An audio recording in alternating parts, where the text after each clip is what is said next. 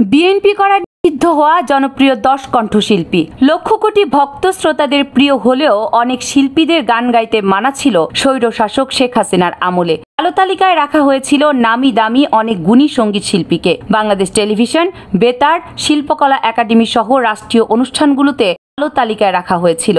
তাদের নাম করতে পারত না কোনো স্টেজ শোতেও। কোনো অনুষ্ঠানে গান গাইতে গেলেই হাসিনার নেতাকর্মীদের দ্বারা হামলা ও নির্যাতনের শিকার হতো বারবার, কারণ তারা ছিল ভিন্ন আরেকটি রাজনৈতিক দলের সক্রিয় কর্মী। সেটাই ছিল তাদের বড় অপরাধ। তো দর্শক, আজকের ভিডিওটিতে আপনাকে পরিচয় করিয়ে দেব বিএনপি পন্থী তুমুল জনপ্রিয় 10 জন সঙ্গীত শিল্পীর সাথে, যারা কিনা নিজের ক্যারিয়ারকে জলাঞ্জলি দিয়ে বিএনপির হয়ে আওয়ামী লীগের বিরুদ্ধে করে গেছেন বহু বছর। তবুও বাংলাদেশের মানুষের কাছে জনপ্রিয়তার শীর্ষে ছিলেন এই সব গায়কেরা। প্রথমেই মৌসুমী।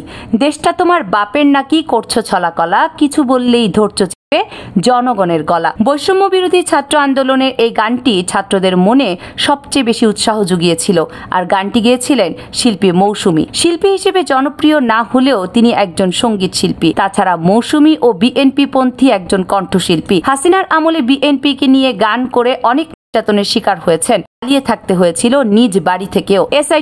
এসআই টুটুল একজন বাংলাদেশি গায়ক, সুরকার, গীতিকার ও অভিনয় শিল্পী। তাছাড়া তিনি রাজনৈতিকভাবে বিএনপির সাথে জড়িত। তিনি বিএনপিকে নিয়েও বেশ কিছু গান রচনা করেছেন এবং নিজের কণ্ঠে সেগুলো গেয়েছেন। এছাড়াও বাংলা চলচ্চিত্রের সিনেমাগুলোতেও অনেক গান গেয়েছেন তিনি। বাংলাদেশের তুমুল জনপ্রিয় কণ্ঠশিল্পীদের মধ্যে তিনিও একজন। বিএনপিকে সমর্থন করায় হাসিনার আমলে অনেকটা পিছিয়ে পড়েছিলেন জনপ্রিয় এই শিল্পী। রিজিয়া পারভিন একজন বাংলাদেশি সঙ্গীত শিল্পী। তিনি বাংলা চলচ্চিত্রে অসংখ্য গান গেয়েছেন এবং তিনি 1300 প্লেব্যাক গানের উপর কাজ করেছেন। তার জনপ্রিয় প্লেব্যাক গানগুলো তুমি আমার চাঁদ, আমি চাঁদেরই আলো, প্রেমের নামে মিথ্যা বলো না এবং জনপ্রিয় গান আকাশেতে লক্ষ্য তারা, চাঁদ কিন্তু একটারে, সবার জীবনে প্রেম আসে ইত্যাদি অসংখ্য গান গেয়েছেন বিখ্যাত শিল্পী রিজিয়া পারভিন। তবে রিজিয়া পারভিন একজন বিএনপি সমর্থক গায়িকা। তিনি বিএনপিকে নিয়েও বেশ কিছু গান করেছেন। তো দর্শক, আপনাদের মধ্যে যদি কেউ রিজিয়া পারভিনের ভক্ত হয়ে থাকেন তাহলে অবশ্যই কমেন্টস করে জানাবেন। বেবি নাজনীন। গানের জগতে ব্ল্যাক ডায়মন্ড খ্যাত গায়িকা হলেন বেবি নাজনীন। 2014 সালের পর বাংলাদেশের কোনো স্টেজ শোতে দেখা যায়নি এই শিল্পীকে। বিনোদন জগতের কোনো আড্ডাতেও দেখা মিলত না তার। মূলত বিএনপির রাজনীতিতে যুক্ত হওয়ার কারণে গান গাইতে প্রতিনিয়ত সম্মুখীন হয়েছেন এই গুণী শিল্পী। একসময় প্রায় ছেড়েই দেন গান গাওয়া। তবে হাসিনার পতনের পর তার ভক্তদের জন্য আবারও গান গাইবেন বলে আশা করছেন শ্রোতারা। কনক চাপা।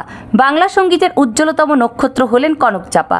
1997 সালে মুক্তি পাওয়া আনন্দ অশ্রু ছবিতে তুমি আমার এমনই একজন গানটিতে কণ্ঠ দিয়ে গানের জগতে ঝড় তুলেছিলেন তিনি। এই কনক চাপা ছিলেন বিএনপি পন্থী একজন নেত্রী, আর এই কারণেই অমৃত প্রতিভার তুমুল জনপ্রিয় এই কণ্ঠশিল্পী 7 বছর ধরে ছিলেন কালো তালিকাভুক্ত। অসংখ্য গান গেয়ে কোটি কোটি শ্রোতার মনে জয় করা শিল্পী কনক চাপার কণ্ঠ চেপে ধরে রাখায় কমতে থাকে তার গান। তবে হাসিনা পতনের পর তিনি আবারও নতুন নতুন গান নিয়ে শ্রোতাদের সামনে হাজির হবেন বলে আশা করছেন তার ভক্তরা। নাজমুন মুনিরা ন্যান্সি বাংলাদেশের একজন জনপ্রিয় সঙ্গীত শিল্পী। তিনি মেরিল প্রথম আলো পুরস্কার 2010 থেকে 2016 সাল পর্যন্ত টানা 7 বার নারী বিভাগে তারকা জরিপে শ্রেষ্ঠ কণ্ঠশিল্পীর পুরস্কার অর্জন করেন। তিনিও বিএনপির রাজনীতিতে জড়িত। তবে বিএনপির রাজনীতিতে জড়িত হওয়ার পর আবার সরেও গিয়েছিলেন, আর তাতেই সর্বনাশ হয়ে গেছে গায়িকা ন্যান্সির। জানা যায় হাসিনার আমলে গায়িকাদের মধ্যে ন্যান্সি সবচেয়ে বেশি ক্ষতিগ্রস্ত হয়েছেন। 10 বছরের বেশি সময় ধরেই ব্ল্যাকমেইল ও নিপীড়নের শিকার হয়েছেন তিনি।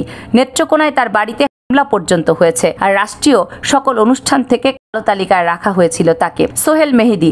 বাংলাদেশের আরো একজন জনপ্রিয় কণ্ঠশিল্পী হলেন সোহেল মেহেদী। শেখ হাসিনার আমলে তিনিও গান গাইতে পারতেন না সবখানে, কারণ তিনি বিএনপিকে সমর্থন করতেন এবং বিএনপিকে নিয়ে গানও গেয়েছেন এই গুণী কণ্ঠশিল্পী। ইথুন বাবু। বাংলাদেশের সঙ্গীতের স্বর্ণালী সময়ে একজন সঙ্গীত যোদ্ধা বলা হয় ইথুন বাবুকে। শুরুর দিকে শিল্পী হিসেবে তাকে শ্রোতারা চিনলেও পরবর্তীতে তিনি হয়ে ওঠেন বাংলা গানের জগতে অন্যতম জনপ্রিয় গীতিকার ও সুরকার। তার লেখা অসংখ্য গান সেই সময় আলোড়ন তুলেছে দেশব্যাপী। তাছাড়া তিনি বিএনপি পন্থী একজন কণ্ঠশিল্পী। বিএনপির জন্য অনেক গানও লিখেছেন এবং তাতে সুরও দিয়েছেন। এছাড়া বিএনপির হয়ে রাজনীতির মাঠেও দেখা গিয়েছে তাকে। মনির খান 1996 সালে একক অ্যালবাম তোমার কোনো দোষ নেই দিয়ে অডিও ইন্ডাস্ট্রিতে ঝড় তোলা আরেক সঙ্গীত শিল্পী মনির খান। শহর থেকে গ্রামগঞ্জে কোটি কোটি ভক্তকুলের কণ্ঠে যার গান সুর তুলত অবলীলায়। আবহমান বাংলার হাটে মাঠে ঘাটে আজও মনির খানের গান শোনা যায় বেশ কিছু। গানের পাশাপাশি তিনি সক্রিয় ছিলেন রাজনীতিতেও, ছিলেন বিএনপির কেন্দ্রীয় কমিটির সহসভাপতি।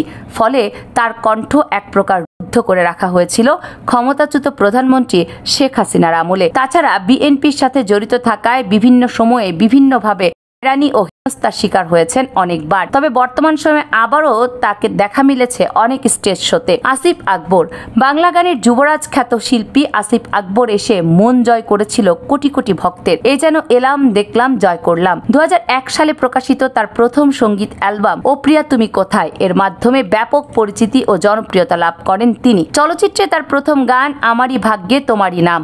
এছাড়া তিনি বাংলা চলচ্চিত্রে অসংখ্য গান গেয়েছেন। তবে সবচেয়ে বড় কথা হলো আসিফ আকবর একজন বিএনপি পন্থী গায়ক।